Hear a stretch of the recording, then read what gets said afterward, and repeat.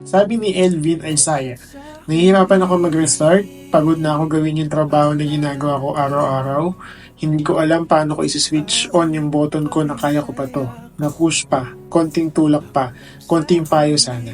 Madaming tao takot magsimula ulit. Hindi nila alam na hindi naman nakakatakot magsimula. Matatakot ka lang kung hindi mo alam kung bakit ka ba magsisimula ulit. Kumbaga before, nagsimula ka na wala kang idea, wala kang laban. Kumbaga sumaba ka sa gera na wala kang baril, wala kang bala. But this time, you are restarting your life with the current experience na meron ka ngayon. Sabi mo din, pagod ka sa araw-araw na ginagawa mo sa buhay. Siguro nakapagod naman talaga. Lahat naman tayo napapagod. Lahat naman tayo nababurnout. Siguro before you decide if you are planning to quit na your job, I think better na gawin mo dyan, mag-relax ka muna. Make some time, makapag-unwind ka. Kasi mahirap mag-decide kapag mataas ang emotions natin. And mahirap din mag-decide kapag naman nandun tayo sa lowest point ng buhay natin. So better, before